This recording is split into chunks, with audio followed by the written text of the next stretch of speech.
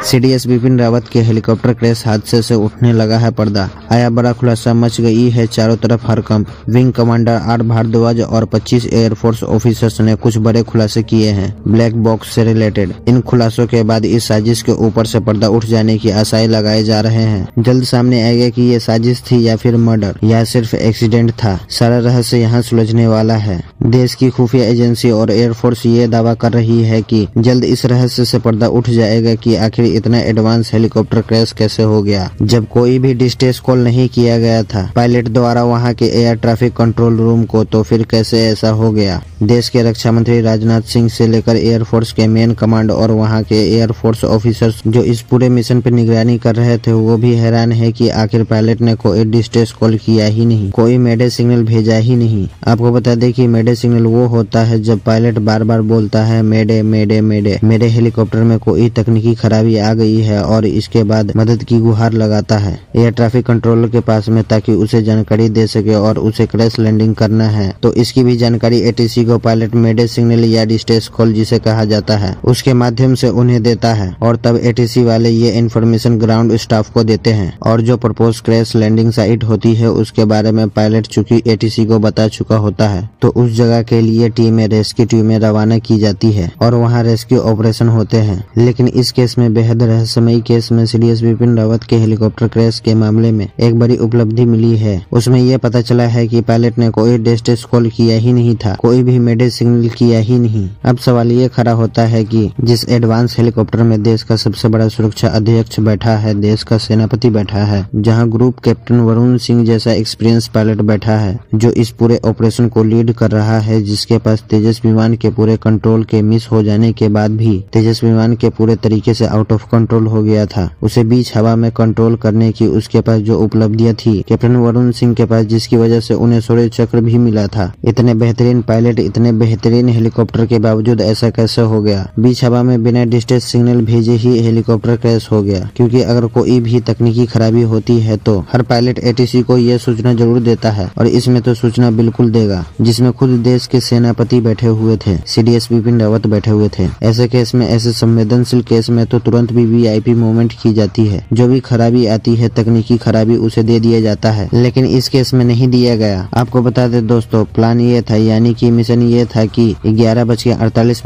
में हेलीकॉप्टर उड़ेगा, और उड़ा भी, और उसके बाद उसे 12:15 को यानी कि 12:15 बजे वेलिंगटन के हेलीपैड पर उतरना था। लेकिन 12:08 पर अचानक हेलीकॉप्टर का संपर्क एयर ट्रैफिक कंट्रोलर से पूरी तरीके से टूट जाता है और उसके बाद कोई खबर नहीं आती। ऐसे कैसे हो गया कि अचानक से खराबी आई हो या अचानक से कुछ हो गया हो जो उसके बिना ही, उसके मैसेज भेजे बगैर ही कैसे हेलीकॉप्टर क्रैश कर गया। ऐसा क्या हुआ था? क्या कोई बाहरी कारण थे या अंदरूनी कारण थे? अब इस बात से पर्दा उठने वाला है, क्योंकि ब्लैक बॉक्स से काफी जानकारियां आउट होनी शुरू हो गई है। विंग कमांडर आर माधवन और उनके 25 एयरफोर्स ऑफिसर्स ने जल्द ही ये दावा किया है कि बहुत बड़ा खुलासा करने वाले हैं। आपको बता दें सबसे रहस्यमय बात की 12:08 में फिर से बताते हैं आपको। 11:48 में ये यात्रा शुरू होती है हवाई सफर हेलीकॉप्टर में। सीडीएस बिपिन रावत हवा में रहते हैं और 12:15 में उन्हें वेलिंगटन हेलीपैड पे उतरना होता है, लेकिन 12:08 पर उनका संपर्क टूटता है। लेकिन लास्ट जो कन्वर्सेशन होता है, लास्ट में जो बातचीत होती है पायलट की एयर ट्रैफिक कंट्रोल से, वो ये होती है कि हम लैंडिंग के लिए तैयार है और महज 5 मिनट में हम वेलिंगटन हेलीपैड पे उतरने वाले हैं। लेकिन उसके बाद अचानक से सारा कुछ एकदम से बदल जाता है, सारा कम्युनिकेशन ठप पड़ जाता है, और उसके बाद खबर ये आती है कि हेलीकॉप्टर जो है वो गायब हो गया है। और थोड़ी देर बाद ही हादसे की खबर वहां तक पहुंच जाती है कि हेलीकॉप्टर क्रैश हो गया है और इतने लोगों की कैजुअलिटी हो चुकी है। ये बहुत ही आश्चर्यजनक बात है कि इतना ट्रेंड पायलट और इतना बेहतरीन हेलीकॉप्टर, और ये हादसा आखिर हो कैसे गया। आपको बता दें कि जो ब्लैक बॉक्स होता है उसे रिकवर कर लिया गया है और परत दर परत उसकी सारी इन्फॉर्मेशन बाहर निकाली जा रही है, और जल्द ही हमारे सामने इसकी असलियत सामने आ जाएगी। बहुत सारी कॉन्वर्सेशन थ्योरी चल रही है देश में। कोई यह कह रहा है कि इसके पीछे पाकिस्तान का हाथ हो सकता है, क्योंकि बिपिन रावत जी ने जिस तरीके से 370 हटाने में मदद की है मोदी सरकार की, जिस हिसाब से पूरी तरह से पीओके को अपने कब्जे में लेने के उनके प्लान थे, जिस हिसाब से वो भारतीय आर्मी को सुपर सोल्जर आर्मी बनाना चाहते थे, पूरी तरीके से मिलिट्री फॉर्म लाना चाहते थे, उसे जलकर पाकिस्तान ने ऐसा किया हो। उसके बाद ये भी खबर आ रही है, दूसरी कॉन्स्पिरेसी सामने आ रही है कि चाइना वालों को बहुत गुरेज था सीडीएस बिपिन रावत की अध्यक्षता पर। जब वो सेना की कमान अपने हाथ में ले रहे थे, उससे उनको काफी गुरेज था। उनको लगता था कि ये जो बंदा है ये हमारे खिलाफ जो है काफी नेगेटिव कमेंट्स पब्लिक मीडिया में ट्रांसफर करता, जो कि चीनी मीडिया को गवारा नहीं था, चीनी सरकार को गवारा नहीं था। और उसके बाद कहीं साजिश के तहत तो ऐसा नहीं कर दिया गया। और तीसरी कॉन्स्पिरेसी माओवादी थ्योरी भी सामने आ रही है। जहाँ पर ये हेलीकॉप्टर क्रैश हुआ वहाँ काफी सारे माओवादी समर्थक रहते हैं, ये खबर आ रही थी। तो तीन कॉन्स्पिरेसी थ्योरी के बीच में अब जो है असली खुलासा होने वाला है और जल्द ब्लैक बॉक्स से सब कुछ बाहर आने वाला है और हमें पता चलने वाला है कि आखिर ये हादसा हुआ कैसे था, एक एक्सीडेंट था या एक साजिश, बहुत जल्द पता चलने वाला है। लेकिन सबसे बड़ी जो उपलब्धियां हासिल की है, ब्लैक बॉक्स से जो इन्फॉर्मेशन निकली है, जो टीम लीड कर रही है इस पूरे इन्वेस्टिगेशन को, R Madhavan wing commander R Madhavan की टीम और उनके 25 एयरफोर्स ऑफिसर्स। और उन्होंने ये कहा है कोई भी मेडे सिग्नल नहीं भेजा गया था, पायलट के द्वारा कोई भी डिस्ट्रेस कॉल, कोई भी खतरे की घंटी नहीं बजाई गई थी पायलट के द्वारा। फिर ऐसा क्या हुआ कि अचानक हेलीकॉप्टर क्रैश हो गया? जल्द इस पर से पर्दा उठेगा। बने रहिए लेटेस्ट अपडेट के लिए हमारे चैनल के साथ। फिर मिलेंगे लेटेस्ट अपडेट के साथ। इस वीडियो के अंत तक जुड़े रहने के लिए दिल से धन्यवाद। मिलते हैं नेक्स्ट वीडियो में। Take care.